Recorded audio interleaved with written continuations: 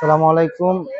আমার নাম মোহাম্মদ শফিকুল ইসলাম, গ্রাম জনার্দনপুর, দীঘা ইউনিয়ন, থানা মোহাম্মদপুর, জেলা মাগুরা।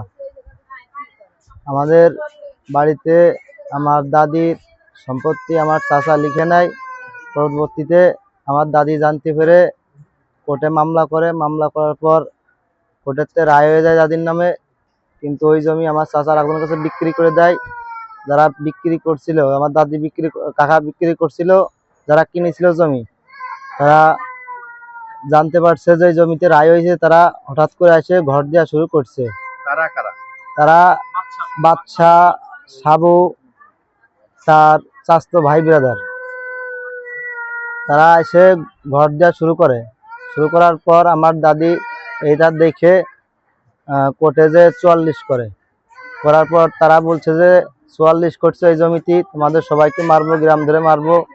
এবং আমাদের এক বড় ভাই নামলো নাজমুল, সে আমাদের গ্রামের মাতুব্বর, সে এই বিষয়ে সুপারিশ করছিল যে আপনারা এর একটা সমাধান করে তারপরে ঘর দেন। তারপর তারা ডাকিয়ে নিয়ে রাত্রেবেলা তারা মারিছে। সে মারছে ফলসিয়া সৈয়দের ছেলে নামলো জাহিদ।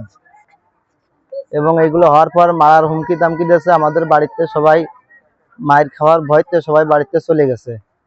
চলে যাওয়ার পর আমি এইসব বিষয়ে কিছু জানি না, এই বাড়ির যে ঝামেলা এইসব বিষয়ে আমি জানি না। আমি বাড়ি থাকি না, আমি মোহাম্মদপুর তেলের পাম্পের সামনে ফার্নিচার মিস্ত্রি কাজ করি।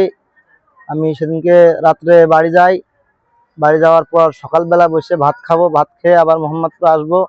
আসার পরে ওরা আমার দেখছে যে আমি যা ভাত খাতে বসতেছি, ওরা দেখিছে, দেখে যায় ওরা লোকজন নিয়ে আসে আমার পিছন থেকে আসেই দা দিয়ে আমার পিঠে কোপ দেয়।